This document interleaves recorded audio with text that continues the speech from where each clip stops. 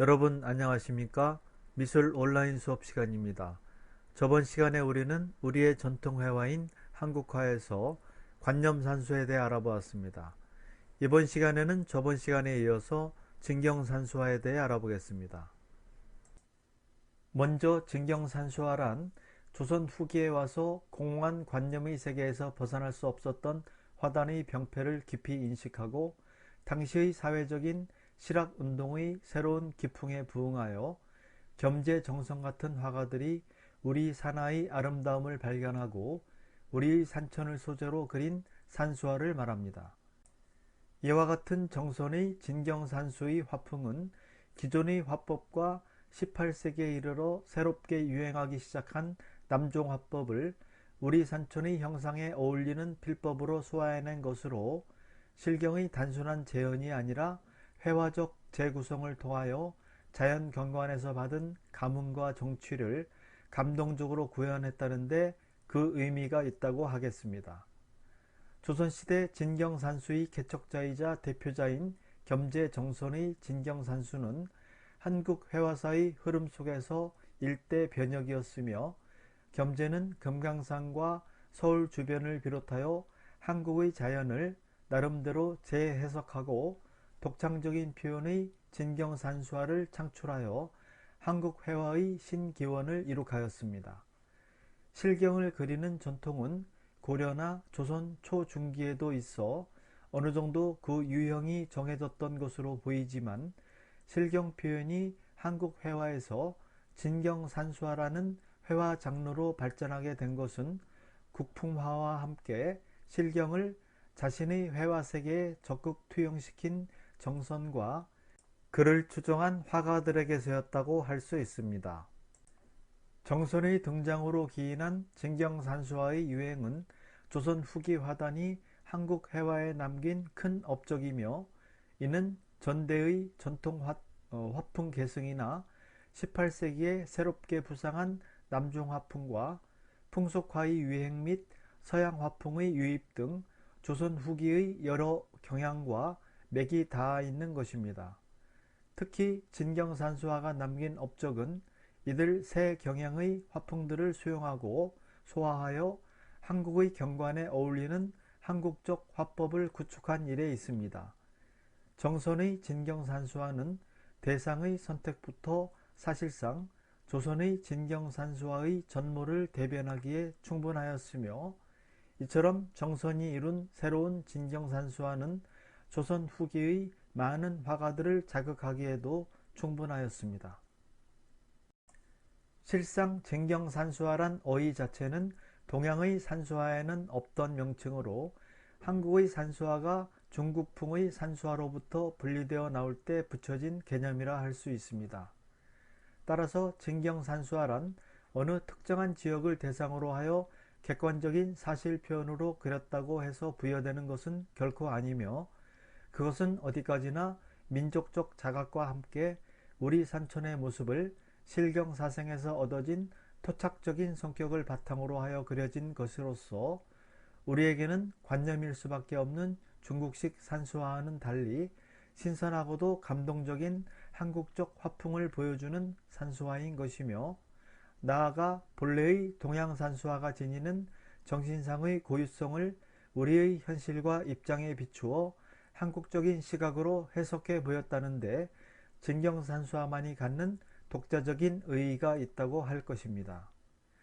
따라서 한국적 진경정신은 중국적인 화풍의 모방과 필사를 떠나서 우리의 것을 우리의 감성에 맞게 화폭에 옮기려는 문화적 독립의 자각정신이라고 하겠습니다. 즉 단순한 우리 산천의 재현이 아니라 독창적인 표현 정신이 바로 진경정신인 것입니다. 이러한 진경정신을 바탕으로 한국적인 산천의 개연성 내지는 그 속에서 호흡하며 살고 있는 우리 민족의 독특한 생활 양식과 민족성 등 우리의 모습이 있는 그대로 묘사된 생동하는 그림이 바로 진경산수화인 것입니다. 그럼 조선 진경산수화의 개척자이자 대표자인 겸재정선에 대해 좀 더 알아보겠습니다. 겸재정선이 살던 시대는 숙종대에서 영조대까지인데 겸재의 주 활동기는 영조대가 전성기라고 할 수 있으며 정치적 성향은 노론 계열의 화가입니다. 서울 경복고 자리였던 곳에 그의 생가터가 있으며 영조 임금이 왕자이던 시절 그의 그림 스승으로도 알려져 있고 이 덕에 만년에는 명예직이긴 하나 벼슬이 종 이품에까지 오르게 되는데 이는 조선 역사를 통틀어서도 거의 전례가 없는 파격적인 대우였습니다. 생전에 그는 날로 늘어나는 그림 주문을 감당하지 못하자 자기 아들에게 대신 그리게 하였다고도 전해지며 그가 남긴 작품도 워낙 많아 정선이 사용한 붓이 무덤을 이룰 정도였다고 화가 조영석이 전할 정도로 당대 최고의 인기를 누린 화가였습니다.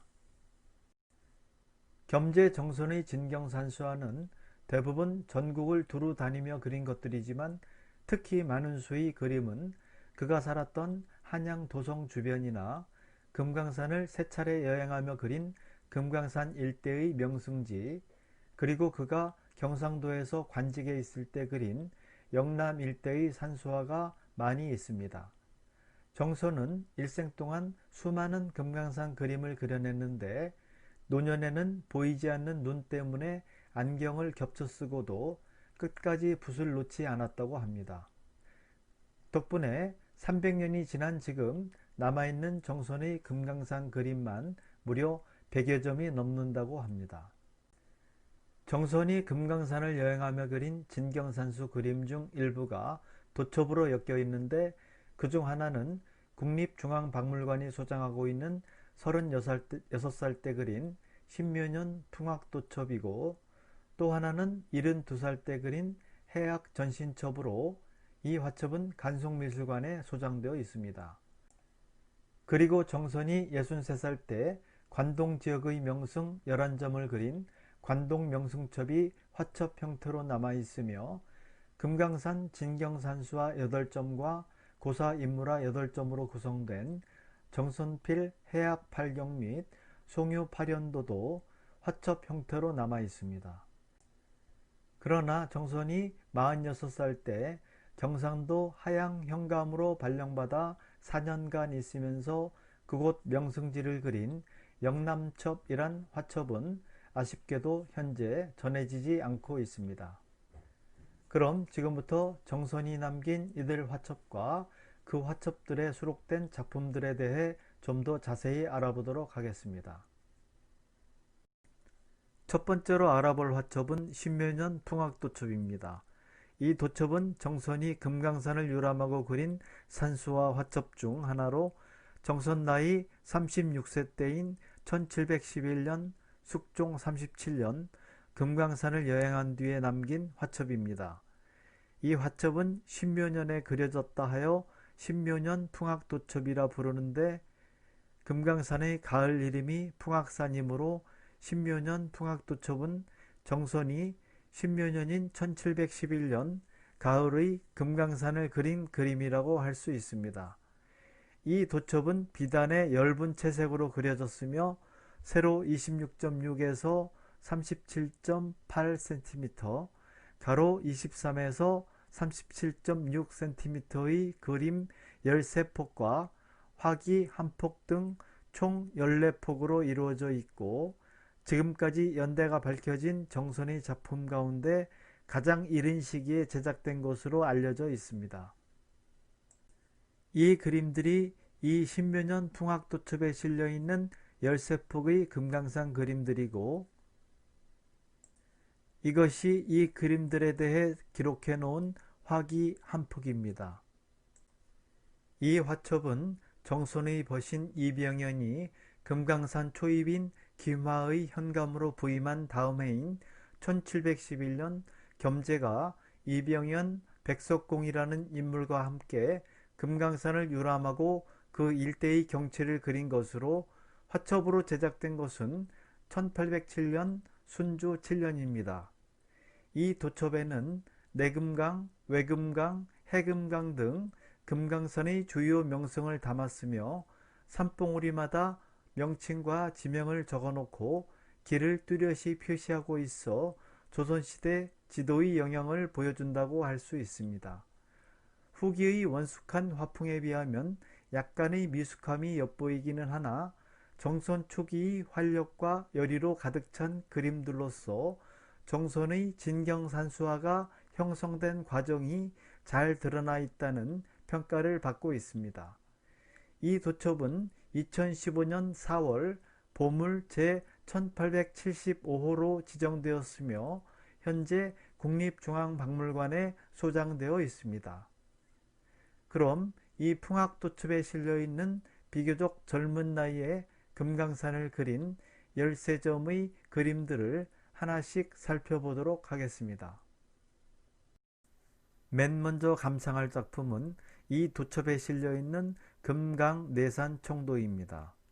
이 작품은 금강내산을 하늘에서 내려다본 시점으로 그려졌으며 정선 후기의 과감한 필치보다는 조심스럽고 세심하게 그려졌다고 할 수 있습니다. 서리빨처럼 날카로운 봉우리들 때문에 상악이라고도 불렸던 금강산의 특징을 뾰족한 형태와 흰 채색으로 묘사하였는데 아직 정선 특유의 힘찬 수직준으로까지는 나아가지 않은 듯이 보입니다. 이 그림에서 산봉우리마다 명칭을 적어놓고 길을 뚜렷이 표시한 것은 좀 전에도 설명했듯이 조선시대 지도의 영향이라고 할 수 있습니다.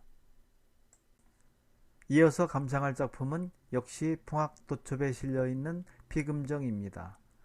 이 작품은 금강산 초입의 명승지인 피금정 일대를 그린 그림으로 금강내산 총도와 달리 비교적 좁은 지역을 그린 대표적인 작품으로 한양에서 시작하여 금강산을 가는 길에는 강원도 철원의 김하에서 금성을 거쳐 단발령을 넘게 되는데 이때 금성에 닿기 전에 피금정을 거치게 된다고 합니다.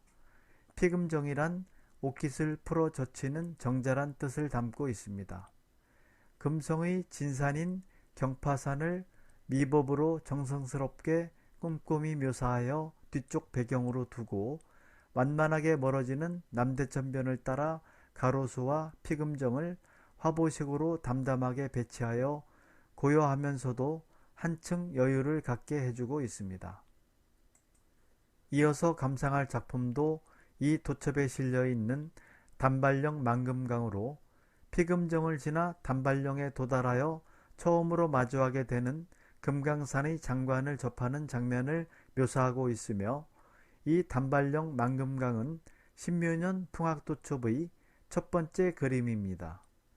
단발령은 금강산에 오를 때 처음 만나는 고개로 금강산의 관문입니다.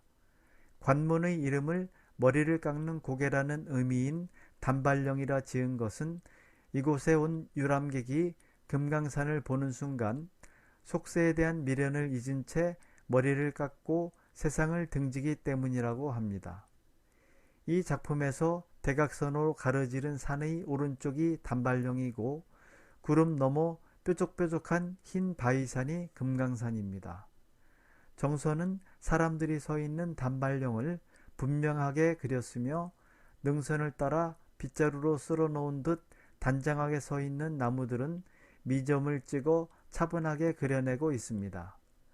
단발령의 골짜기를 흐르는 계곡물과 가파른 고갯길도 자세히 묘사하고 있으며 멀리 보이는 금강산은 구체적인 표현 대신 흰 바위들로 장엄함을 표현하였습니다.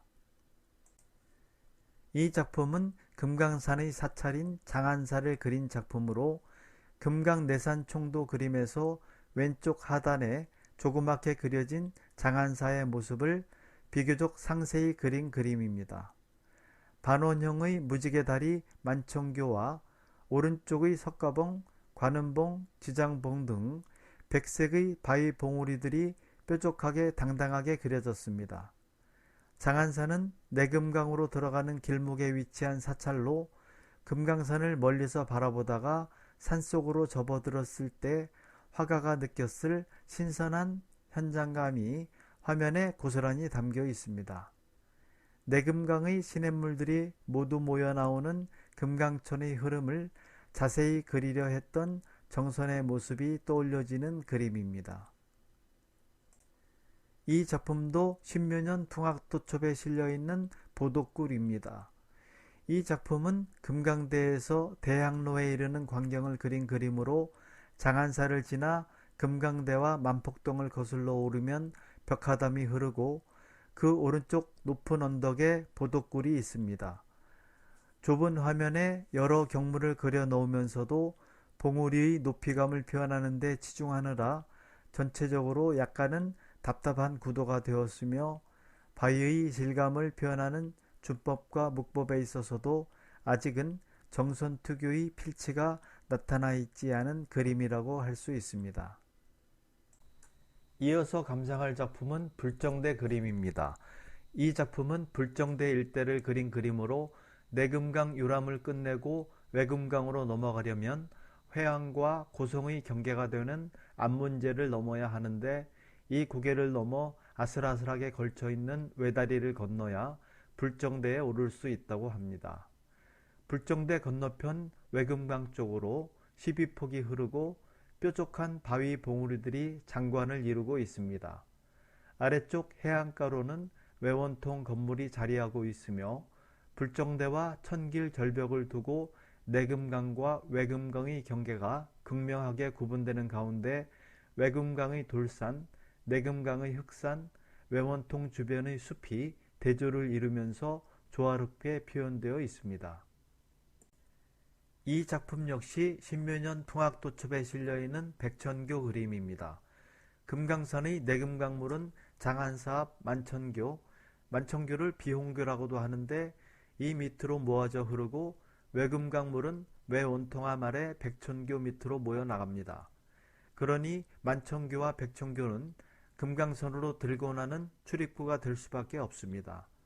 이에 대체로 내금강으로 들어와 외금강으로 나가던 조선시대의 금강산 관람객들은 만천교로 들어와 백천교로 나가는 코스를 상식으로 알고 있었던 듯 합니다. 이 상식에 따라 만천교에서는 입산의 황홀한 감동을 묘사해내고 백천교에서는 출산의 아쉬움을 그려낸다고 할 수 있습니다. 이 그림은 겸재가 진경화법 창안을 위하여 그가 익혀온 전통적인 중국 남북방 화법을 대담하게 조화시켜 자기화에 성공한 대표적인 예중의 하나입니다. 울창한 전나무 숲으로 둘러싸인 백천교 주변 경관을 그대로 보여주기 위해 화면 사방에 전나무 숲을 가득 포진시켜 놓았는데 원경인 상단을 더욱 빽빽한 밀림 형태로 운모에 가린 듯 흐려져 나가고 있습니다. 여울져 흐르는 남대천물이 석벽 사이를 뚫고 굽이쳐 화면을 중앙에서 양분시키고 있으며 중앙에 섬처럼 솟아있는 너럭바위에는 담수하는 두 선비가 보이는데 우측 하단 내 건너에서 말들을 대기시키고 있는 마부 일행은 이들을 마중할 준비에 부산해 보입니다. 냇가 바위 위에서 내 건너 마부들에게 무엇인가 지시하고 있는 이는 이 여행의 책무를 맡은 사람인 듯한데 그 곁으로 가마 두 채가 놓여 있고 그것을 메고 왔으리라 생각되는 승려 8, 9명이 그려져 있습니다. 이 시기 고관대작이나 명문 귀인이 금강산을 여행하게 되면 이들은 장안사에서부터 승려들이 매는 가마를 타고 금강산을 유람하였습니다. 이런 관습은 복내 양사원이 회양부사를 지내던 선조 초년부터 비롯되었다고 하는데 이후 관행처럼 되어 조선조 말까지 지속되었다고 합니다. 이어서 감상할 작품은 해산정입니다.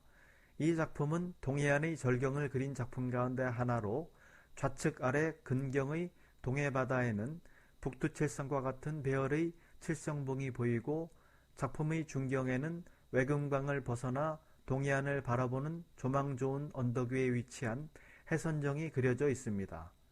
거북바위 구암 아래에 드높이 자리 잡은 해선정 큰 건물 아래에는 객사 건물이 즐비하고 그 앞으로는 민가들이 초봄의 연초록빛 숲속에 군데군데 무리지어 마을을 이루고 있습니다.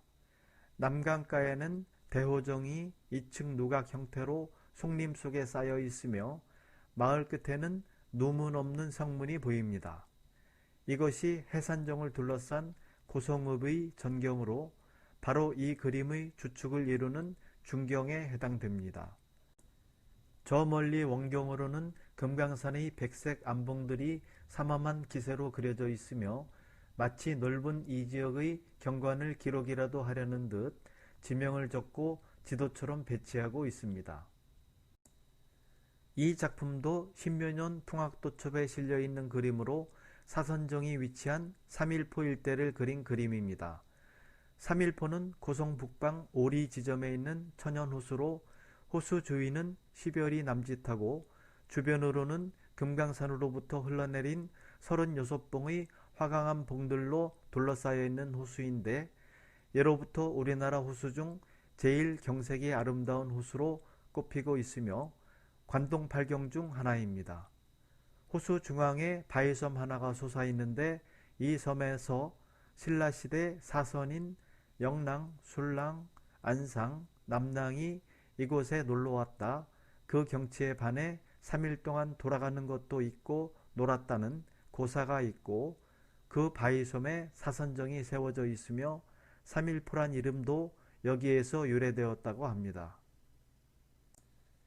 이 작품도 십여 년 풍악도첩에 실려있는 문암관 일출입니다.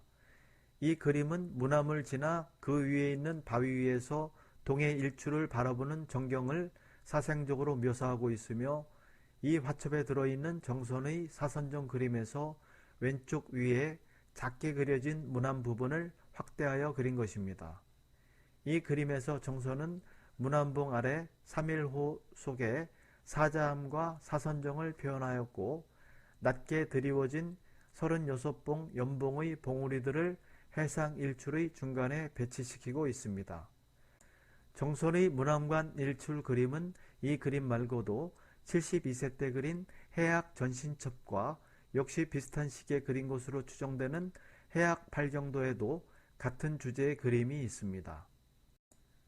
이 작품 역시 십여 년 풍악도첩에 실려있는 옹천으로 독처럼 둥근 형태의 절벽이라 하여 독별우 또는 독별항이라고 부르는 옹천의 풍경을 묘사한 작품입니다. 겸재는 옹천, 즉 독별항을 정말 독의 윗부분처럼 둥그스름하게 화폭 왼쪽 반면에 채워놓고 오른쪽 바다 부분에는 거친 파도가 일렁이는 동해바다를 펼쳐놓는 대담한 화면 구성을 시도하고 있습니다. 옹천의 벼랑바위는 붓을 뉘어 쓸어내리는 먹칠법인 쇠찰법으로 붓을 뉘어 대담하게 쓸어내림으로써 바위 덩어리를 표현하고 있으며 바다의 물결은 겹겹이 포개 놓는 파랑층첩식으로 그 모습을 표현하고 있습니다. 그리고 한 가닥 실랏 같은 소로가 굽이굽이 하얗게 옹천의 중어리를 감돌아 나가게 함으로써 위태로운 길의 실상을 드러나게 하고 있습니다. 이 작품도 십여 년 풍악도첩에 실려있는 총석정 그림으로 관동 8경의 하나인 통천의 총석정 일대를 그린 그림입니다. 바다로 향한 절벽 위에 총석정이 서 있고 그 옆으로 4개의 돌기둥이 우뚝 솟아 있으며 건너편에는 환선정과 멀리 묘도와 천도가 보이고 있습니다. 정선의 십여 년 풍악도첩에 실려있는 작품 중 마지막으로 감상할 이 작품은 관동지방에서 제일 북쪽에 위치한 흡곡에 있는 시중호 일대를 그린 시중대 그림입니다. 이 그림에는 시중호 안의 칠보도와 화학대를 비롯하여 멀리 동해의 작은 섬들이 그려져 있습니다. 정선의 초기 작품답게 경관을 묘사해내려는 성실함이 돋보이고 있으며 정선 이전의 실경산수와의 전통이 감지될 뿐만 아니라 명승들을 탐방하는 경유지를 따라 장소의 현장감과 감동을 표현하고자 시도한 새로운 가능성이 담겨있는 작품으로 이 작품은 정선의 예술관을 이해하는 데 많은 도움이 되고 있습니다. 이상으로 이번 시간에는 조선의 진경산수화와 그 대표자인 겸재정선에 대해 알아보았고 더불어 그가 남긴 화첩인 십여 년 풍악도첩에 실려있는 13점의 금강산 작품들을 함께 살펴보았습니다. 그럼 이번 시간에도 참고 영상 2개를 소개하며 마칠까 합니다. 하나는 겸재정선을 소개하는 조선의 천재 화가 정선은 어떤 화가일까란 5분짜리 영상이고, 또 하나는 역사특강 겸재정선 중 진경산수와의 출연이란 7분 50초짜리 영상입니다. 그럼 남은 시간 시청 잘 하시고 오늘 수업은 이것으로 마치겠습니다. 감사합니다.